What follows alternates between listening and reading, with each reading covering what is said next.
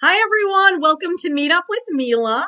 I am here today with two very special guests. One you may have already recognized, which is our host of the Jabbering with Jules segment, Julian. Hi, Hello, Julian. everybody. Hi.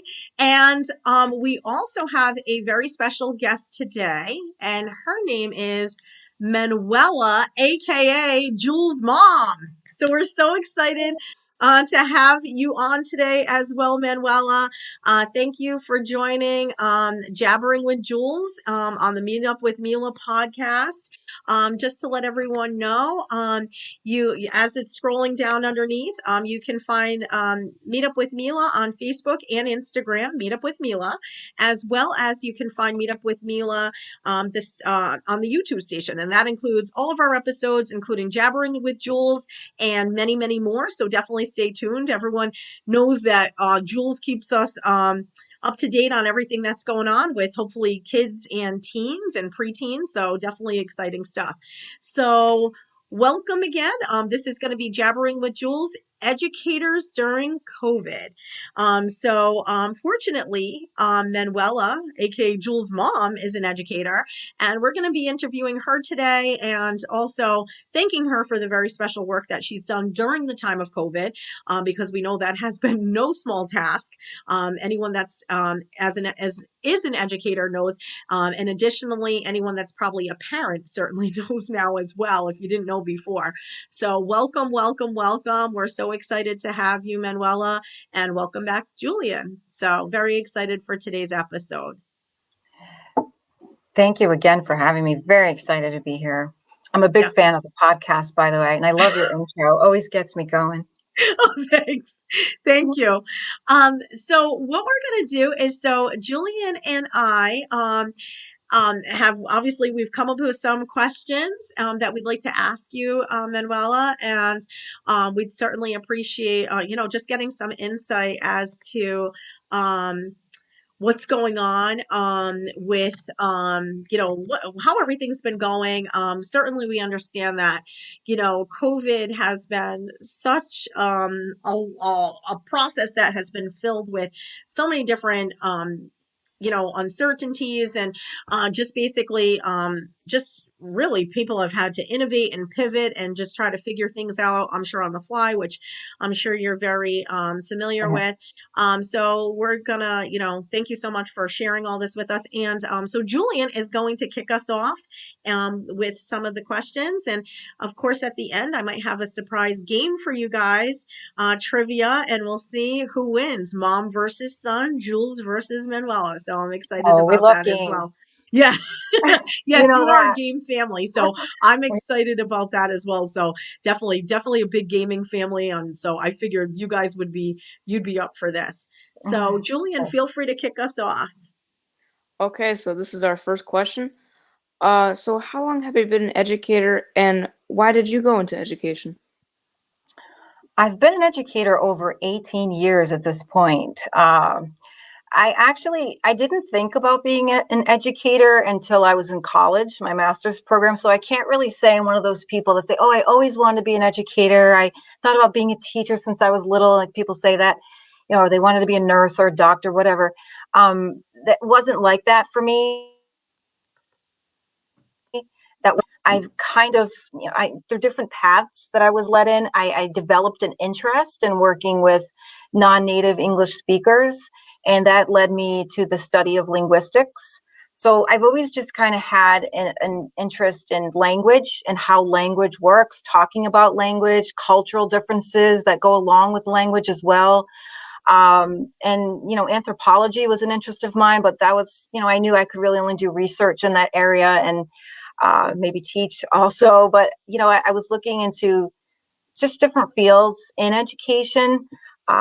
Going into my field in applied linguistics, TESOL, it helped me to work with non-native English speakers and learn from international students. And, based on the fact that I work with international students, it led me to be able to, I guess, scratch my anthropological itch, if you will. So that was sort of the avenue that I took to get into teaching. It wasn't again, one that came along when I was young. It was later in life that just kind of, like I said, in my college studies, that led me that path.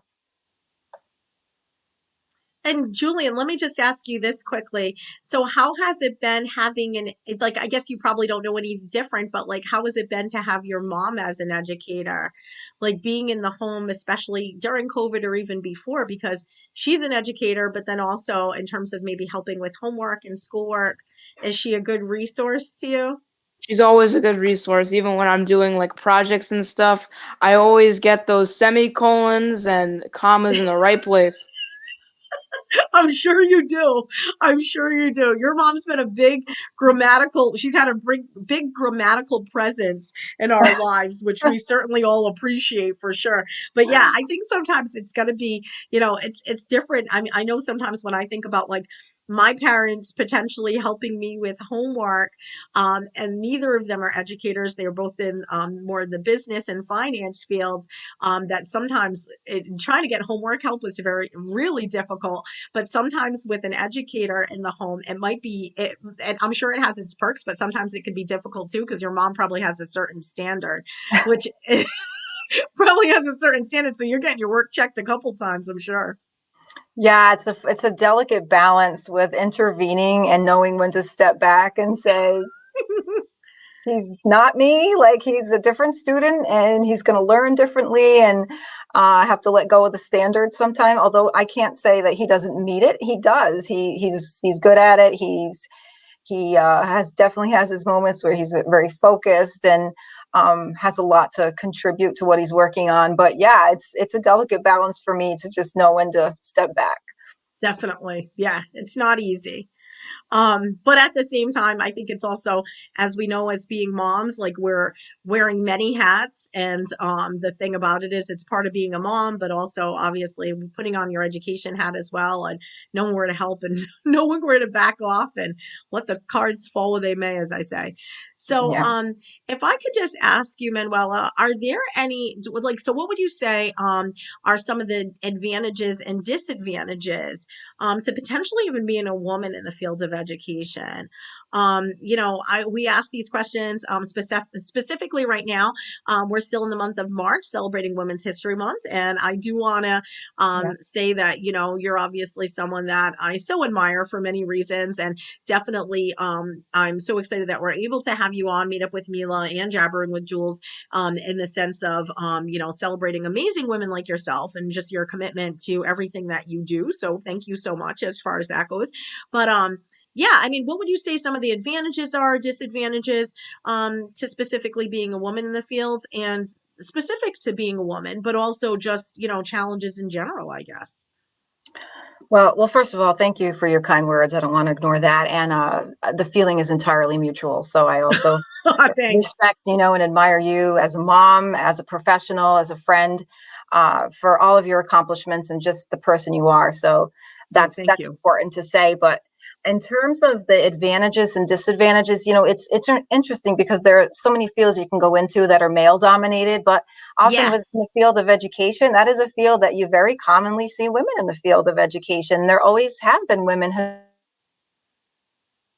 historically that have focused on educating teachers, educating women to be teachers. So that's definitely an advantage. I think there's a lot of camaraderie in the field of education among women. Being an educator, you do have to multitask, and I know some people would challenge me on the science behind this, but women tend to have an innate ability to multitask over men. Okay. Again, I know people might challenge me on that, but we kind of know that to be true. And so that helps. In particular, you're juggling multiple things, especially if your students have different needs and you're trying to scaffold support for different students. You have to have that ability to almost be like an octopus, have your hand in multiple pots. And so that's definitely an advantage that I think goes along with being a woman in the field of education. I don't necessarily see any disadvantages, to be honest, but you do still run into some issues with equity here and there, and I'm Yes. a big proponent of Hmm. making sure that women are treated fairly, and anyone that's of a population that's underserved and underrepresented. So I will acknowledge that, but say that, we still run into some issues with equality and equity here and there, being females, especially if you tend to have, let's say, male administrators. Yes. Is being called a smart cookie, by a male, and in a position that's above mine. And although I may not have taken offense to that, I could see why some women might even think that they might even call it a microaggression, right? Just be Yes. called a smart cookie over, maybe if I were a male, no one would think to call me that, Yeah. And a you lot of know? times, unfortunately, it's seen a lot of times as a compliment. But I think so much Right. now we realize, are you saying this across the board? Are you telling this? So I know even from my experiences and being very new to teaching this past year, one thing that we were asked is, are we saying some of the comments like, are we thinking about stereotypes and biases in terms of who we're giving certain comments to? And that's something I would have never really thought of before. Like, are we Yeah. telling certain people they're smart? Are we telling certain people they speak well, they're articulate? So and who are we telling those people? Who are we saying that to? So I think that's really important. And the other thing is, I mean, I guess one of the questions that I also just want to follow up with that is, do you feel like, I know that you've taught, throughout like your career, different ages and grade levels and at different institutions, being more focused now on, young adult learners and post-secondary education, college age students, do you find that there's actually more males maybe in that area, like more professors or more educators that are males as I guess later in the educational spectrum, or are you finding that it doesn't really seem to matter? I definitely think in the higher education domain, you will find more male faculty. I couldn't necessarily say if we have more male versus female faculty, but I'm thinking of the higher ed domain. You will see Exactly, more that's what male I meant. faculty Yeah. as opposed to the elementary or the secondary level. You don't see Okay. as many male educators. Okay. Julian, I'm sure you can vouch for that in your school. How many males are teachers in your school, right? Yeah, there's only I think one or two male teachers in my school, and Exactly. even like when I went to my old school, there was the only male gym teacher. Yeah. Exactly. I was thinking the same thing, Julian, because when I think of male teachers that I've had, a lot of times, unfortunately, see them in different roles, like gym teachers, I was thinking, versus actually teaching some of the major subjects in that. I feel like I had more male teachers in high school than I ever did in elementary school and junior high. But at the same time, that still wasn't very many. Yeah, so I think it evens out a little bit at the higher education level. Uh, so, it's sort of depends where you find yourself, I suppose. And maybe too, maybe in the higher education level too, I'm also thinking it might also depend on the topics too. As we've Mhm. seen, there has been more men that have gravitated to some of the science field, technology, math. So we do see some of that more so, and then maybe less women, but hopefully women are definitely trudging through and making some major Without a doubt. strides. So yeah, it's exciting to see, that hopefully we're seeing more of a balance, which we want to see. We don't want to see it all women. We don't want to see it all men. I think representation, obviously, like you said, is huge, especially for backgrounds and different populations that we're not used to seeing, especially educators of color, educators that may come from different parts of the world. And that's actually what helps us with making sure we're giving better education is when we have all different perspectives. So that's really exciting to see. Yeah, it's nice to see that develop. I even think about, where I am and that there is a business school and the dean of the business school is a female. She's Yes. very powerful, very bright, very Yes. accomplished female. And that excites me because business, typically a field, historically we would associate that with more of a male dominated field, Yes. right? So it's Yes. really nice to see that. Definitely, definitely. Julian, do you feel like you have any interest in in some way, shape, or form? It might not even be in the school setting, but do you think that you'd ever be interested in being an educator? Not that much. I mean, I don't think I would be the type of person that would be an educator, uh, in, like you said, a school environment, or I could be an educator somewhere else. I don't know. But for now, I'm not really that interested in being an educator. Okay. It's Sounds interesting because Julian participates in his recycle club. So even though Julian may not recognize this year, he may go around to classrooms and educate the classes on recycling methods and items to recycle in the school. And I mean, Julian, you can speak to that more. You know what you talk about with your recycling education, but you may not have realized it, but inadvertently you were being an educator by doing that. Well, and I was actually thinking of that as well in terms of even just your role on the podcast, because actually you are actually disseminating information and educating people. But again, it's in a very different format. And I think sometimes too, we find that there's education in the lots that we do, but sometimes it's just not in that formal kind of setting. But I didn't know you were up on recycling, Julie, and I'll certainly need you to come over here because I am actually very bad at recycling and knowing what goes where and how that works. And but we have a huge thing downstairs in my building that, yeah, I could certainly use some help. And actually, you probably do a whole education seminar in the building. They'd be happy to have you. um, so, Julian, kick off the next question. So, how is it being a teacher during COVID? Well, I can say that it's been pretty taxing in general, and I think for everybody in almost every workplace, right? But certainly being an educator, no exception. I've had to really improve my digital literacy. Also, all that technology that came from shifting everything we do to doing it online. Mm-hmm. So it was lots of learning in that area and fast. We had to get up and going really fast on all of that. So, the different platforms, Zoom and Teams, and just even how to keep your students engaged using those platforms. Lots of learning. So, and last summer, where, we might have normally had kind of an easy summer and just catch up Mm-hmm. on some projects, it was not that way at all. It was full force, just learn, figure out how to do this, figure out how this is all going to work in preparation for those students coming back in the fall. So that was very difficult, very challenging, and still is in some ways, but I think we've adapted. Mm-hmm. Um, so, and we think about, how is this in terms of being an educator, but I always think about my students, right? So they have struggled with a lot of these changes as Yes. well. So it's kind of helping them through this.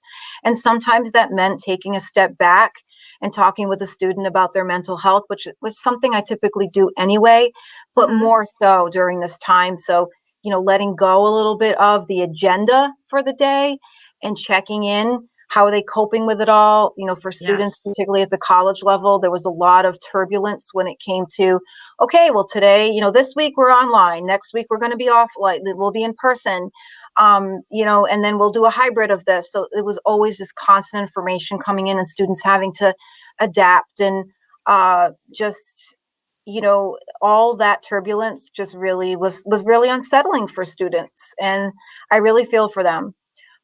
So we've tried, many of us in the best way we can to support them in that way and kept a focus on a holistic approach instead Mm-hmm. of just checking a box to get something accomplished. So, these are just some of the ways that we've certainly had to adapt. It's been a year of, a lot of people talk about the pivot, right? Pivoting, that's The been the pivot. term. Yep, the Yeah. pivot.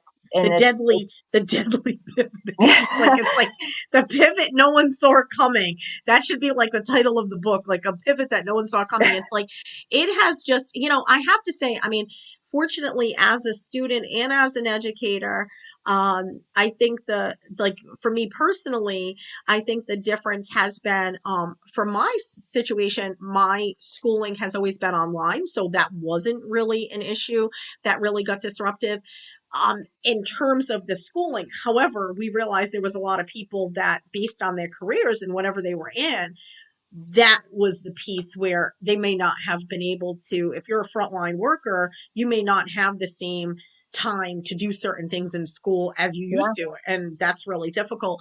Julian, I know that you had even mentioned before in a previous podcast some of the changes that had happened at your school in terms of COVID. Even though it sounds like you're in school, there were certain changes that were made, like just in terms of like where you eat lunch and that kind of thing. Like still, are you guys still eating lunch outside? Sadly, we still do, even in the sometimes in the wet ground. But Oh, it's can I just ask you, is there picnic tables out there or are you standing there? Because I mm, did have a lot of we're people that sitting were on the very ground. concerned We're about sitting on the this. ground. Sitting. Oh, that's what you have to do? Yeah. Oh, wow. Okay. And then the other thing is, what are some of the other changes? Like, so has there been like any extracurricular activities, like your mom saying, like in terms of recycling club, or even just like, are you able to do gym class? I mean, what are some of the other changes that may have been made, even just from the student end? Now we do basically the only extracurricular there is student council. I Okay. am part of that. Oh, good. And gym. It's we still do gym. We still go outside. We try to go outside a bit more than inside. Because of COVID and the mess. But they are trying their best to keep everything going. Okay. All right. Well, good to know. It's tough. And I think we realize too, I mean, it affects all people differently. Back to what you were saying as well, Manuela. I mean, I think the other side of it, adjusting to college life can be so difficult as it is. And just because someone's in college doesn't mean that there's not different needs. So someone being able to sit in front of a screen for a period of time, they might be, have some vision impairments. They might not be able to sit for a period of time like that. I think there's certain things that we take for granted that we've never thought of. So I think there's Absolutely. I think unfortunately there's so many effects that we won't know for years to come. And I did actually talk to someone today, and they were saying that there's this big debate about people even holding their kids back in school because of the fact that some people that have not had the opportunities to be in person or not feeling safe to be in person, one of the biggest things is, my kid really hasn't learned that much, or maybe Right. hasn't been able to grasp things. However, the thing about it is that normal for everyone, or how do you even know? How do you even compare that, right? Because there's going to have to be continual accommodations. The flip side of that is I've also heard of kids that say, I was having a lot of attentional issues before being in a big classroom, and I'm actually doing great at home. So Right. I almost wonder, in some ways, I'll ask this to Julian as well as you, Manuela. Do we sort of think in some ways that now that we've had this experience, that maybe education will change as a result of some of these experiences, and maybe some things will never return to what we had before? So maybe thinking about students in different ways, thinking about how we do things in different ways, maybe giving parents more options and students more options. What do you guys think, and what would you hope for in the future? Julian, you want to go first? No, you can go first. It's fine. Well, no, I was just thinking that even though the shift was so abrupt because COVID hit, so quickly, uh, I think that it has launched us into into the future. Like we really learned to do things, like I said, very quickly. And I think the same thing with Yes. students. And as you're already addressing, the fact is that there are some students that their attentional issues, they're exacerbated when they're online, and there are those that it's really helped them Yes. because there are less classroom distractions around. And I don't even think we should. When people say, let's go back to what was normal, I think our when they say our new normal, I've actually kind of detested that term because it's been so overused. Yes. But the way I frame that is the new normal has to be just kind of keeping current based on the changes we've been forced into. So I don't necessarily think we should be going back to all in person.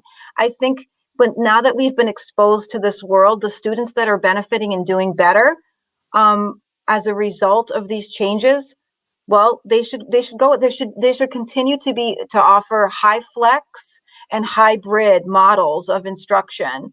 That should Yes. continue, because I feel if that is taken away, then we're going back in time. Like this has Yes. launched us into using technologies. And again, I mentioned the digital literacy component. It has launched us into that. So it's almost like, we're excelling in an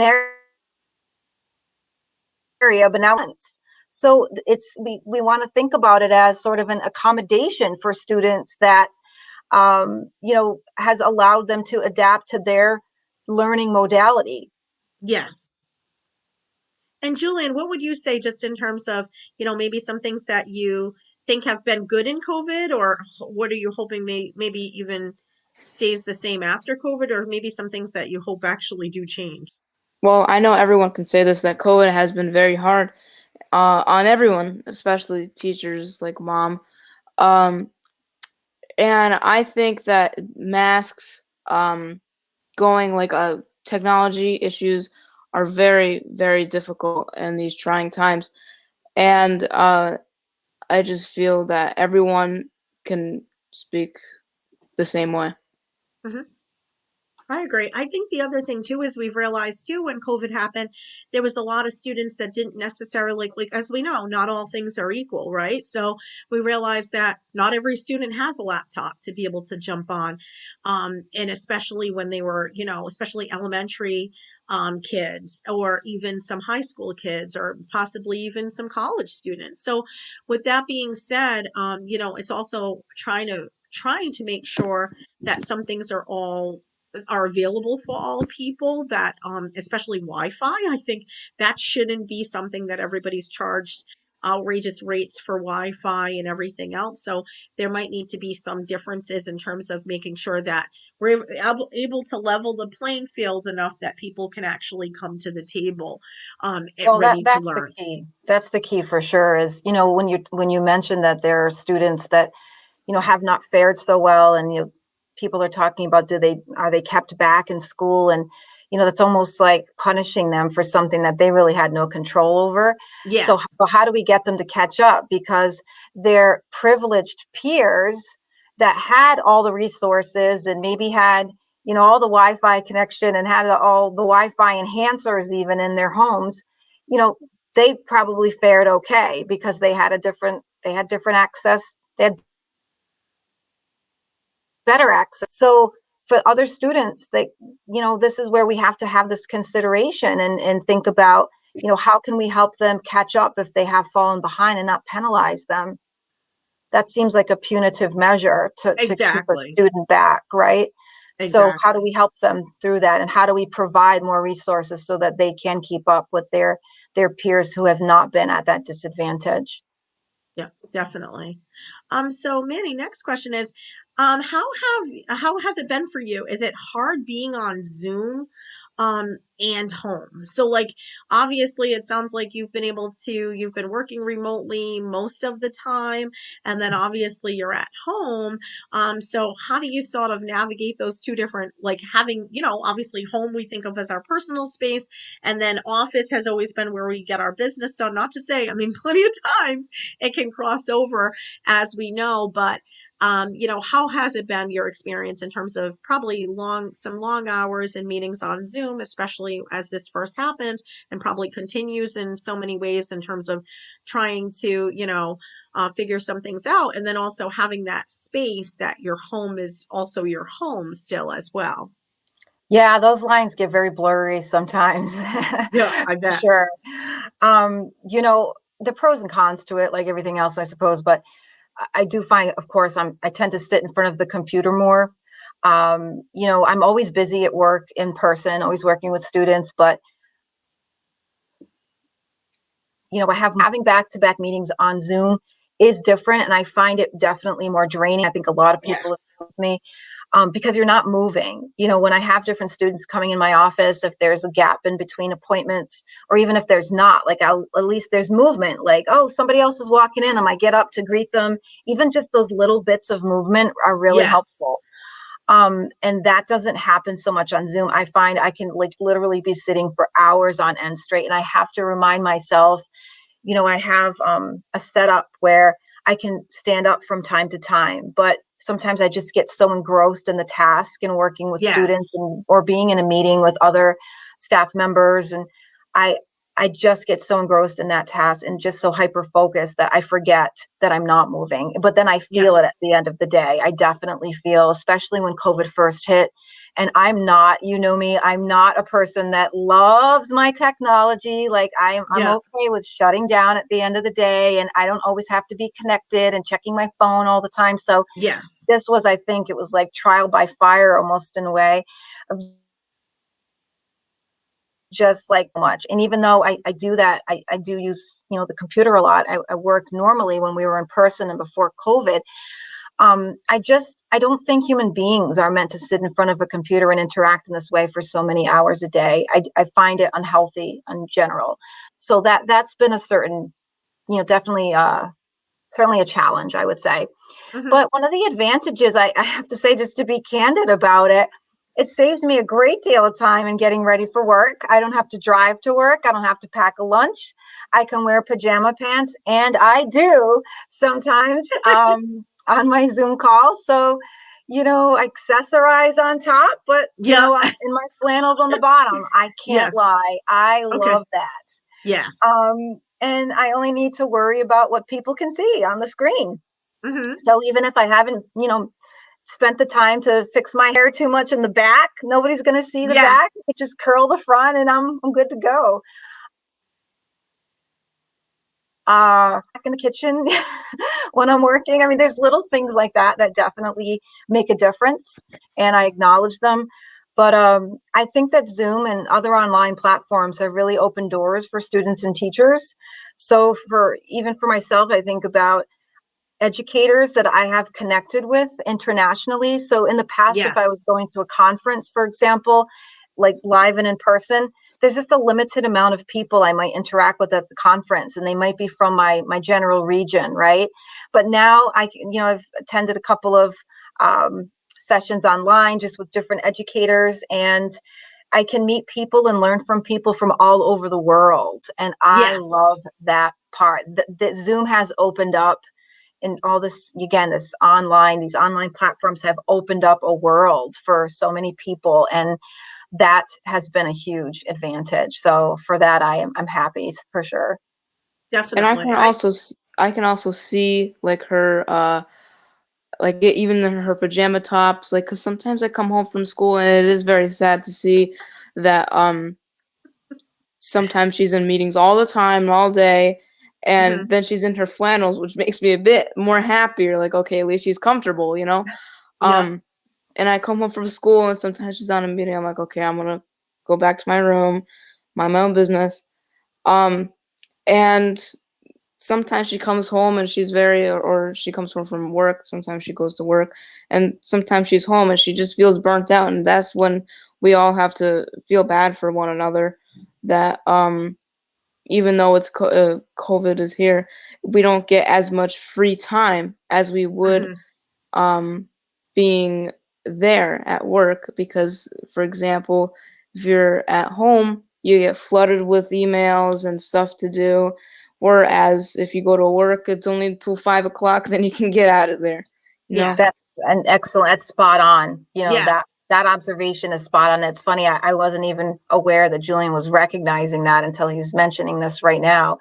And I appreciate the empathic approach, Julian. And I have to Yes. say, you usually at the end of the day, even when he comes home from school, he's sort of peeking in, like, can I go in and talk to her? Is she in a meeting? And if I'm Yes. not, I've got a chair in front of me, and he might come in and just be like, sit down for a minute, have a chat, be like, how's your day, mom? And so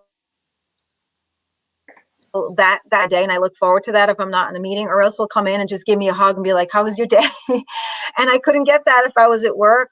But he's right Yes. that the downside to that is, one meeting bleeds into the next. And then by the time I know it, it's 6 o'clock. And when I was normally in the building at school in the office, I would know when to shut down and maybe not even check my email before. When I got home, Yes. I wouldn't check it. I would just be shut down for the day. And Mhm. now, like I said, it just one thing bleeds into the next. And, I think a lot of us are working a lot harder than we ever have, for sure. But Yes. it's typical for me right now to work 10, and sometimes there've been days I'm working a 12-hour day. It's a Yes. lot, and it's because, again, part of this has just been that adapting to all this and trying to service more and more students than I ever have, because we're all struggling. The students are having a hard time, and I think it's good, but in a way, it definitely has extended my work day, and it's made it hard to create that divide between work and home. I agree, and I think the other side of it too is well, one thing that I do want to mention, and based on what you're saying, Julie, I certainly appreciate you sharing your perspective on that, because I do think that's important. I think sometimes people have the perception, it's tough on both sides. We know that there's people that have been forced to go to work, like frontline workers, whether you work in a market or you work in a hospital, or there's so many places that people have been forced to work that they wish they could have been home. But then also there's people that have been working from home.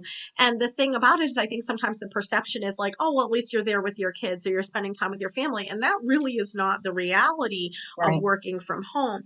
The one thing that I do have to say, and from some of my previous podcasts, one of the things that's been actually very evident is that kids now have been able to get some insight into our lives that they would not have had otherwise had there not been COVID, because now they've seen us working and the hours that go in or what we're doing and at the level that we're having to do it on. And when you think about it, when I even think of my parents, I mean, you might have been able to go to work with them like maybe an hour at a time, maybe once in a blue moon, and it would be like just to say hi to their coworkers.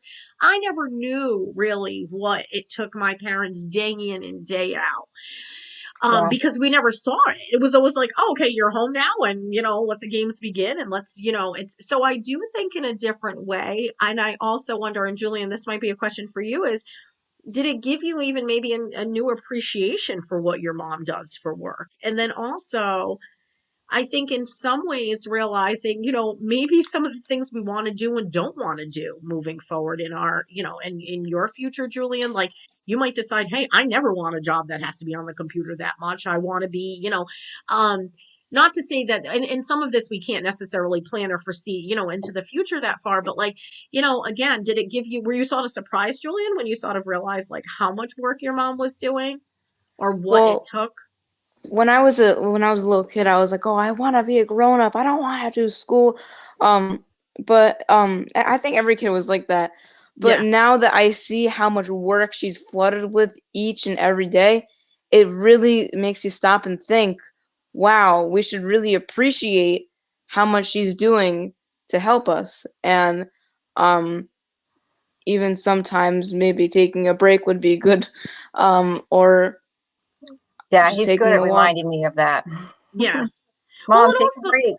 you realize too how important it is then to potentially have a vacation or getaway, and how much then that now means Oh, because of it. yeah. But I also wonder too, and like I said, I've had previous conversations with this being now shared and kids are seeing this. I think they're getting an insight and also realizing not everything's easy. I think a lot of times when like I think we look at adults, and like I remember when I was looking at adults, you always see the end product and you don't realize how much work goes into that. But I think you start realizing, as adults, we struggle, just as much as you may struggle in school, Julian, or even more, in the sense that it's a lot. And it's a lot in terms of we're not always sure of ourselves. We're not always sure of what the next day is going to bring. We're not always sure and loving every single minute of it. And also at the same time, we're trying really hard. And sometimes we're having to make changes and we're still learning so much too. So I think that's one of the things that I think, Colby being home at times, my son, and realizing, I mean, I only work from home for a very short period of time in the pandemic because I'm at the hospital. So I was there as well and have been there mostly.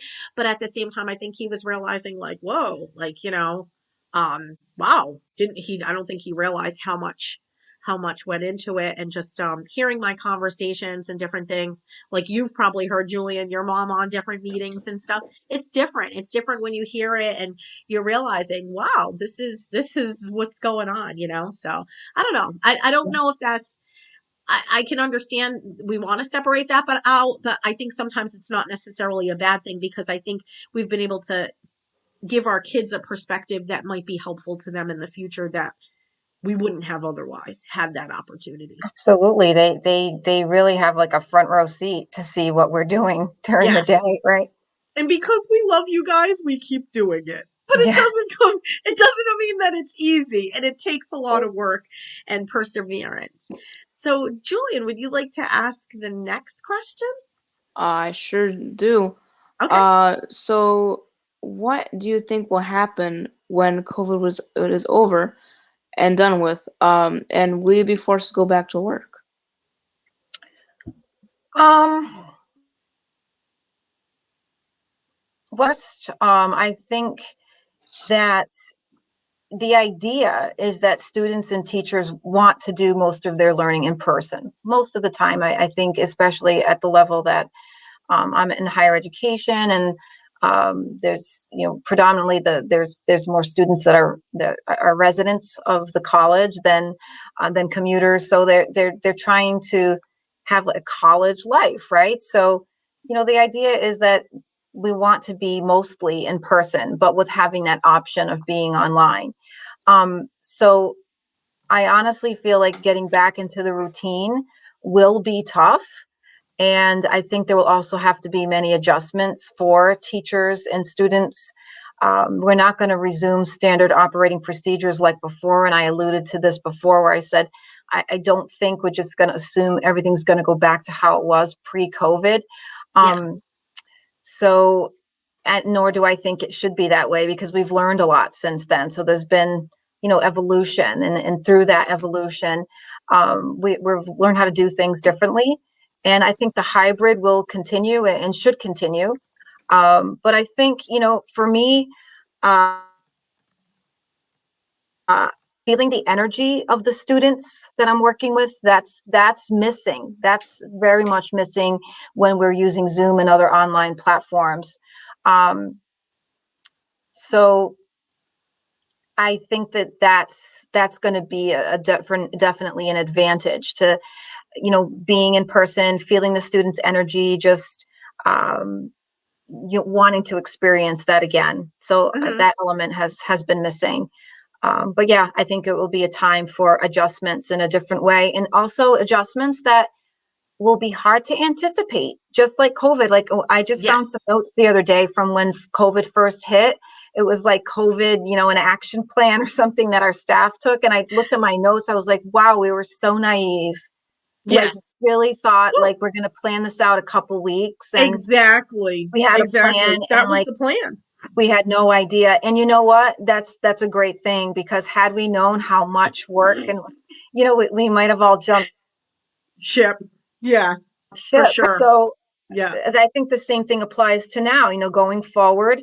Um, I don't think we can truly anticipate, what that's going to look like. I think masks will always be here, especially.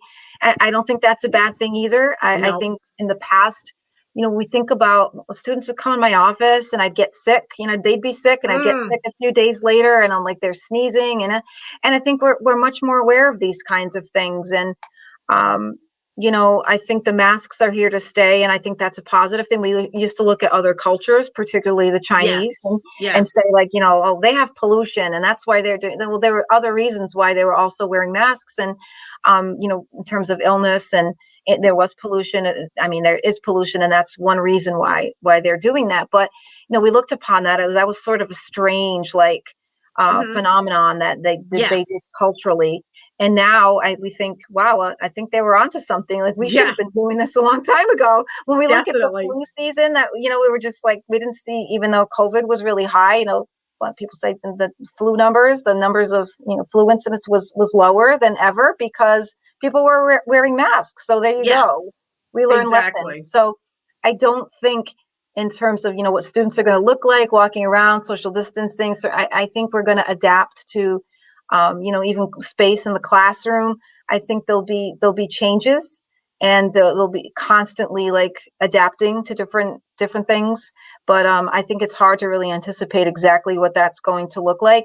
But I feel like any level of in person, just having more human contact, like I said, stepping away from the screen, I think that's very welcomed. Certainly for me, and I know that a lot of educators are in agreement.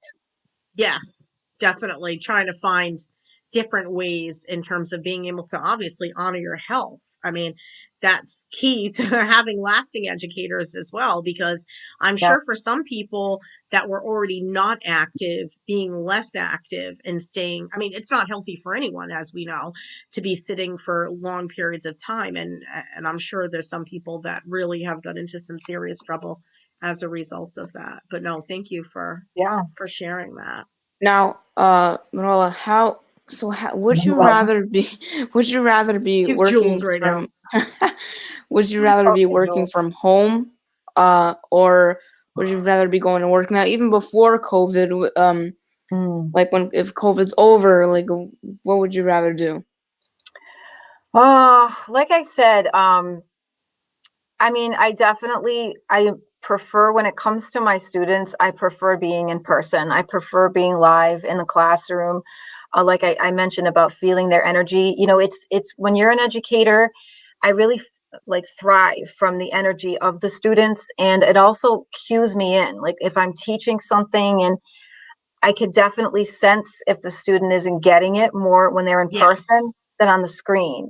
There are certain cues that you tune into when you're in person. And also forming relationships with students. Like a lot of the relationships I formed with students in the past has been when seeing them in passing. So those conversations on the Ex- fly, I was right? When thinking you're, the same thing. That's what we're really missing is oh, those impromptu conversations with colleagues, with students, with one another. That's where we're missing it. That's where we're missing a lot. and that's how a lot of times, like, I've built my student caseload, to be honest, is by students that I've been invited to maybe speak to the class or to a group, even an orientation, and then we have a side conversation, and then they ask to meet with me, and they end up, being a student I work with. You can't do that when you're home. You have to rely on them getting referrals from other people that they're encountering online. So that element of spontaneity and establishing relationships with student is absent. So in that way, Julian, I would say, to answer your question a little more directly, and that way I would prefer to be in person.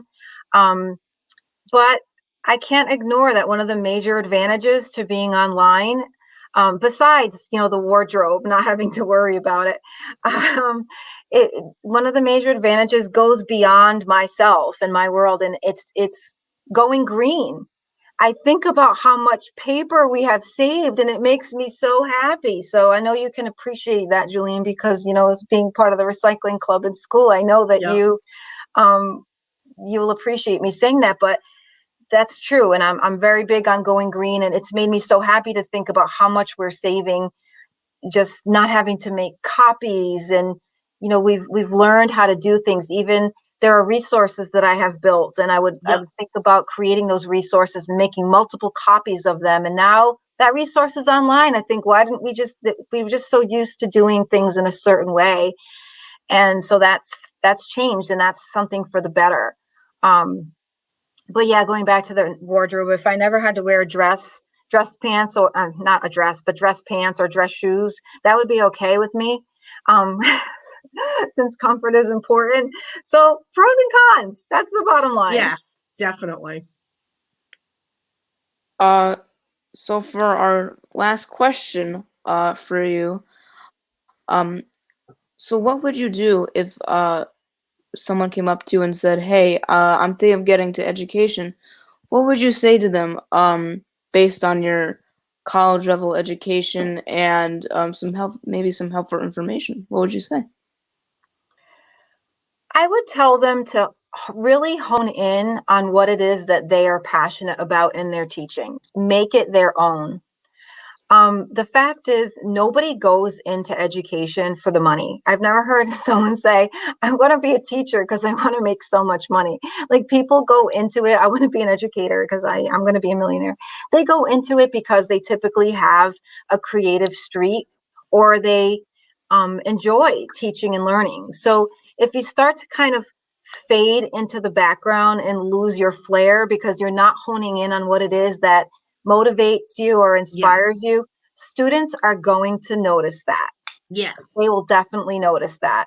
So I've been fortunate to teach in institutions of higher ed, most of the time where there was autonomy, and that's not always the case. And when there wasn't autonomy, I determined that that just wasn't a good fit for me.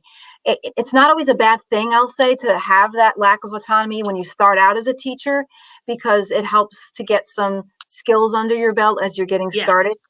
But when it's time to move on, so that when you recognize that, because you feel pigeonholed, move on so that you can exercise that creativity and experience that growth as a teacher. Teach what you're passionate about in the classroom. So that's what I would say to a new teacher.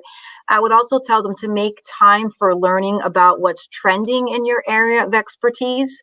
Mm-hmm. The daily demands of an educator are really tough. And it makes it hard to keep up on your own professional development, especially in an ever-changing world. We're all trying to keep up with the latest and the greatest. But the fact is, professional development is what's going to keep you relevant. So keep that as part of your schedule, and that also helps you if you stay relevant and exercise that professional development. You eventually develop a network of educators, and when you form a network, that's so important. I didn't always Yes. realize how important that was, I'll be honest. So when you have people who support you and you can bounce ideas off of, and maybe even partner with someone for workshops. I just partnered with two of my office mates last weekend for a conference that we did online, and the three of us presented together at the conference. And it was the first time the three of us presented together. And I honestly think that if it wasn't for Zoom and everything, like, I'm not sure if that opportunity would have presented itself in the way that it did. I'll just say Yes. that for brevity, but it was really a nice collaboration. And this team teaching is also becoming, it has been, and it's continuing to be something that Mm-hmm. students really thrive when there's some team teaching, because they may learn better from one educator than another, or just even the meeting of those two minds really Yes. helps to enhance what's going on in the classroom. So keeping that network and forming that network, like I said, and partnering with folks. And now that we have online platforms, we can do this more easily with people who we don't even necessarily have to work in the same institution, right? In the That's, same yeah, state. that's amazing when you think about that. That's a Yeah. huge game changer. And I think also at the same time, it's actually nice to also leverage some of our differences. Like, you don't necessarily want to teach with someone the same as you. You want to teach with someone different from you, Yes. and different experience and different perspectives, or even potentially different approaches, because your students are going to get more from that as well. So it's really exciting to be able to offer a slew of different things. And yeah, I think you hit the nail on the head as far as that goes. There's so many great opportunities as far as that goes. And oh, it looks like we have a visitor, a friendly visitor. Miss Hello, Bella. Bella. Bella. Oh, that you just made Julian's night. Look at Julian. I'll put her back. She loves podcasts. Bella, does she? Yep. Look at, she's in the back there. She loves, well, actually, she hasn't really made many appearances for podcasts, but she's usually always sitting on the side. But she, usually you guys are just, it's usually she's just out of view, but she must have heard you guys and Oh, definitely maybe. wanted to come and say hello. Yeah, Yeah. Definitely. Well, no, familiar. I think that's great in terms of everything that you're saying. In terms of educators, would you have any specific advice? I mean, I know you had advice, and I'm sorry if I if I cut you off. Do you have any specific advice, especially for women entering the field, and especially what you had said before? Trying to make sure that it's an equitable workplace in terms of, one of the big gender inequities that we see quite often, has to do with, first off, balance. We have realized, since COVID has started, that women have suffered a great deal. Probably, the other major group has been minority groups, but women have really taken a brunt of it. And a lot of women are actually deciding to not pursue the careers that they initially planned on, unfortunately, because they're having the brunt of the childcare issues. Yeah. Secondary to that, we're also seeing, again, the major gender gaps, in terms of pay. So are there certain things that you may recommend? I mean, some of these things are obviously huge and systemic issues that we know, but Yeah. is there anything that you'd recommend in terms of women that are educators and really just trying to advocate that they're getting fair treatment, and hopefully maybe can even advocate for themselves in a way that might be conducive to balance. Yeah, are you coming from, like you said, a more of an equity perspective, or are you relating that back to not being able to pursue what they originally intended because of obstacles that have come along with Maybe both. Yeah, that's a good point. It could be both. yeah. Well, I guess for the latter, I would say, there again, using this to your advantage, like there are so many opportunities right now that, let's say you were planning on being an educator, but things had to be placed on hold because of the circumstances that came along with COVID. Like, this has opened up so many different doors. So, maybe it means you're not going to get your practicum and you're not going to get to fulfill that right away, but still fulfill that desire in some way where you can get online and even do like some kind of, so many platforms today where you can get on and teach a class, like just Yes. teach, even if you did something an hour a week that you found fulfilling. um, Yes. That's a great just do idea. that, or maybe you're not teaching it, you're part of a class with an educator that you can collaborate with. Like, just remain active in some small way that you can, so that you don't totally feel that you're abandoning that, Hmm. until you can, you know go back to, hit the start button again and go back to your original plan. And maybe that will take some time, even through, LinkedIn and different, on YouTube, even, there's different classes you could take. Yes. There's Udemy is another one. That take a class, or even create your own class on Udemy, that Hmm. if you feel like there's something you want to share, something in teaching that you're particularly passionate about, even if that's something like a learning strategy, like get on there and create a Hmm. class, and do that in your own way to fulfill that passion. So I guess that kind of answers that part of the question. But the former, in terms of building equity for women in the workplace and educators, I would definitely say, make sure you assert yourself. Don't take that back seat, the proverbial back seat, right? don't Yes. don't take that, because um you know again, your students are going to feel that. You want to empower yourself, and the more that you can do that, the more you'll empower other women, so it has that nice ripple effect. But Yes. I guess, maybe this sounds very generic, but just to say, you know don't take that. Don't assert yourself. Don't be passive about it just because you think that, even if you have administrators that are males, and they're bringing forth these guidelines that you find that are not equitable. Like, if you're working with other women, get together. And this is where I go back to forming that network. Form a network with your women around you, and Hmm. get together and form that network, so that you will empower each other. Hmm. You're not in that alone, and that's always a reminder. You're not in that alone, and that's one way to manage that. I also think it's so important too to realize a lot of these issues that we see are issues of women, are issues for all of us, because obviously I think the thing about it is partnering with men as well, and men partnering with women to also pave the way of equity is certainly a necessary one. So I never want to, but I definitely agree in terms of networking. And a lot of times, largely like you said, especially in the education fields, a lot of times that will be women potentially reaching, talking to people maybe outside of your institution, or like anything outside of your institution may also be helpful in terms of um, maybe finding mentors or people in different situations and how have they navigated things. Yeah, So I no, that's definitely think that's a that great point. That, yeah, and we think about that too. That's a great point you made about, it shouldn't just be women doing the work. yeah, It should also be men. And when that helping, happens, I yeah, guess I almost say it like when I mentioned women have to help empower each other, because no, I feel like we've been doing that for so long. But you're right. I mean, yeah, men need men, to we step in need you, and do that too. yeah. It's the same thing when we think about, inequities among our BIPOC populations, that, Yeah, like, Black, Indigenous people of yeah, color.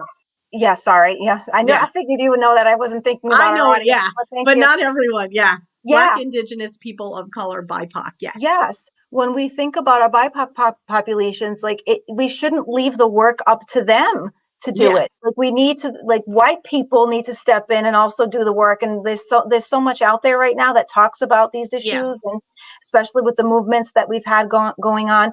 And we can't leave it to women just to do the work for women, and we can't leave it Yes. for people that are from underrepresented populations. Women are part Yes. of that underrepresented population too, right? We Yes. can't leave it to them to do the work. We have to have the majority populations also step in and help form Yes. that community. And when you form that network of educators, that's a great point. It may not just be women, and it shouldn't just be women. No. If the men can be stepping in and helping women to get there, even better. And Yes. I've worked with, fortunately I have worked with men that have that attitude, and they're what, Yes. they recognize the potential, and that there are inequities, and they will step in to make sure that women advance. I've had that, Yes. but I know that's not always the case No. everywhere. And I think also men, I think in terms of just being able to put that in perspective, that we're also someone's mother, sister, daughter, friend. So you're Yeah. also helping pave the way in terms of future opportunities. If you have daughters, friends, family, nieces, I mean, this is an issue that affects us all. So once again, I certainly appreciate that. So in closing, thank you so much, Manuela, for being here in terms of, just really just giving us a little bit of, the insight of what you've been going through. And again, I certainly applaud you as a persistent educator, and certainly committed to all the work that you're doing. And obviously, it's not just the education component and and sometimes just giving that information to students. It's such a dynamic process, and basically what you've talked about has obviously has shown us how much that process is forever changing and evolving, and then also how much you've had to learn and sort of take on different roles and jobs that as an educator you're continuing to have to educate yourself in order to translate that to the students, as well as serving the groups that you work with and the institutions that you work for. So I certainly appreciate that perspective. And so moving on to some fun and games. I hope both of you are Oh, ready. gosh. Okay, so it's time for close up trivia. Okay, so this is the way it goes. I'm going to show an image on the screen, and I'm going to be taking points. Okay, so basically, it's a close up image of something that you would have seen before. Okay, however, it's very focused in, and I can give you some hints. Okay, and what we're going to see is who gets the most points in terms of close up trivia. So you guys are going to be competing against each other for this one. Just shout out the answer. Just shout out the answer. And is And this an education theme? no, it's not. It's Oh, not an education theme. Yeah, just checking. I wasn't gonna give you any major advantages over there, Manuela. Wouldn't be fair to my partner there, Julia. It's like all equitable, all equitable. Okay. So for instance, it's going to start out hopefully what seems a little bit more obvious, and then it's going to get more specific. However, I will be giving you at least one hint, okay? And Okay. whoever gets it, shout it out, okay? The picture is gonna come up, and we're not gonna really be able to see each other that well during that time. So I might have to be like, who said that? Just let me know, okay? Okay. All right, first image. Sunflower. Sunflower. No, Who I said said it first. first? I said first. No, I did. Asuna. No, Asuna. I said All it right. first. I'll do a tie for the first one. Okay? Next one. Kiwi. Daylight. Kiwi. I think I Yeah, saw Manuela said that. Okay? sure did. All right, next one. Those were two that were easier. Okay? Yeah. Oh boy. Next one. Oh, and I'm Ooh. sorry. What I'm going to do is I'm also going to just take this down so you can see a little bit better. There we go. Um, Could you give us a hint?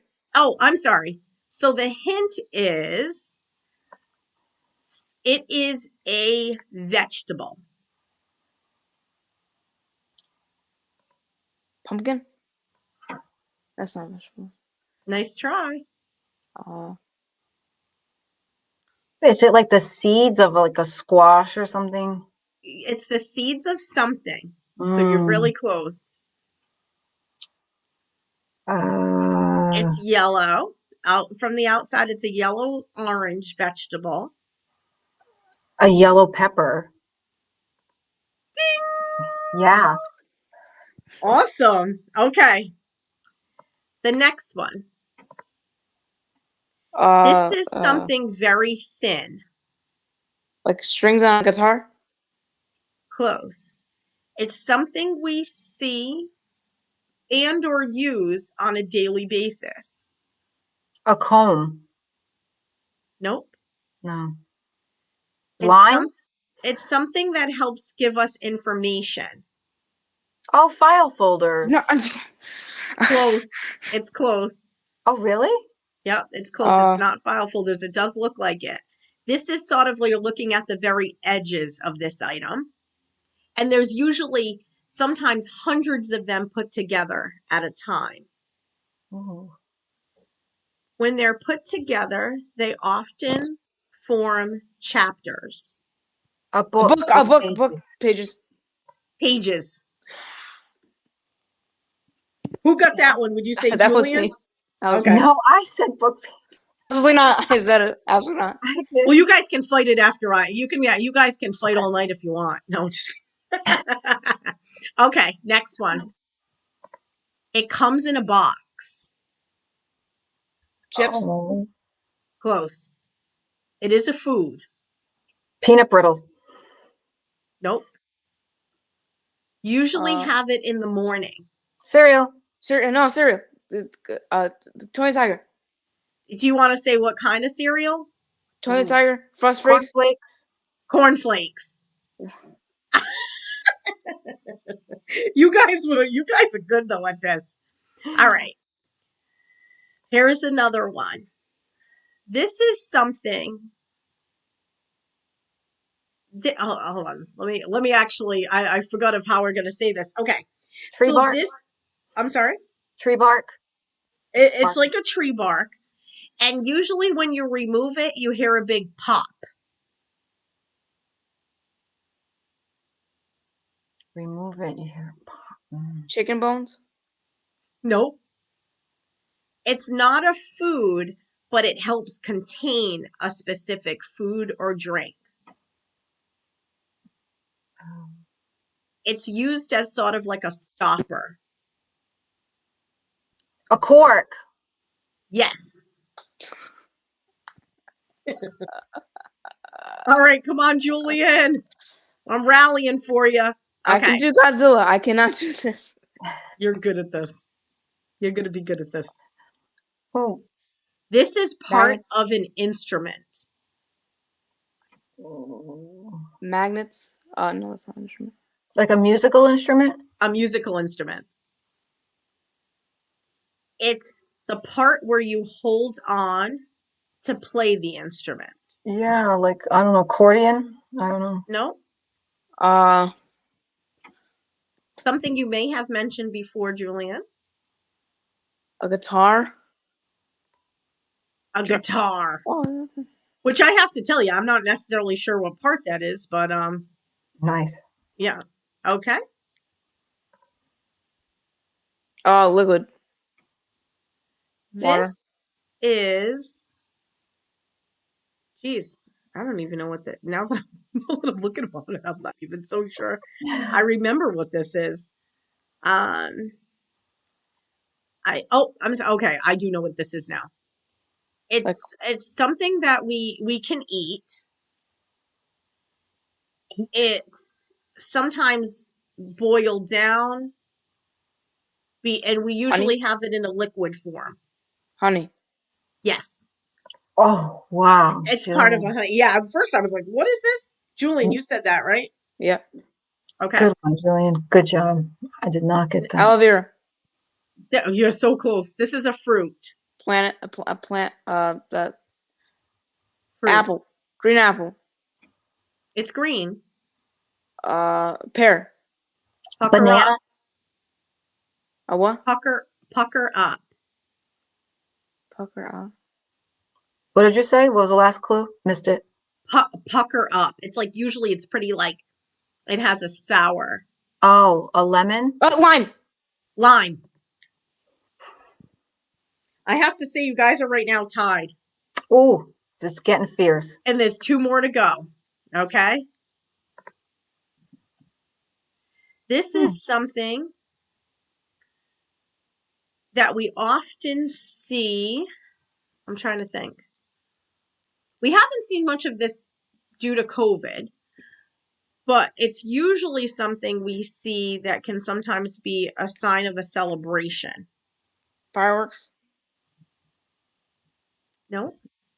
Uh, It can keep us, it can also keep us warm if we Fire. need A candle?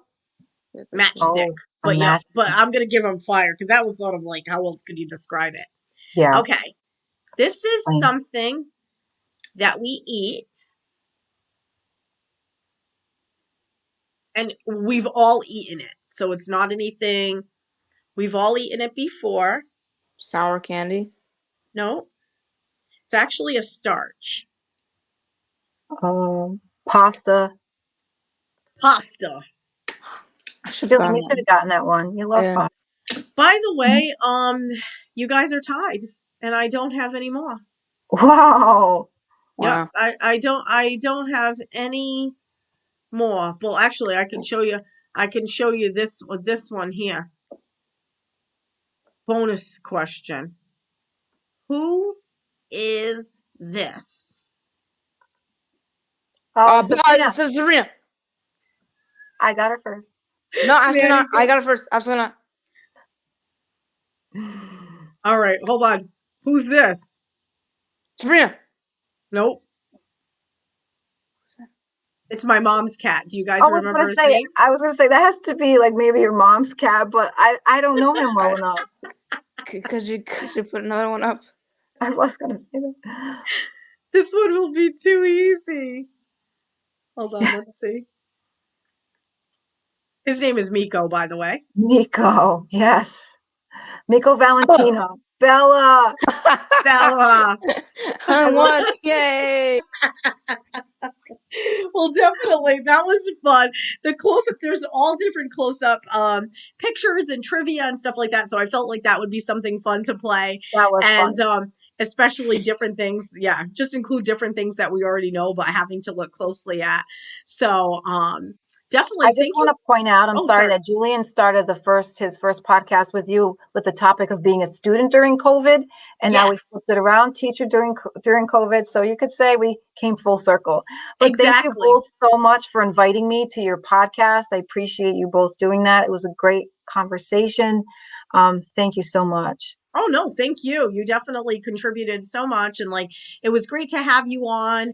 And definitely, hopefully, you'll come back as a guest in the future, either on Meetup with MeLa, Jabbering with Jules, or a combo again.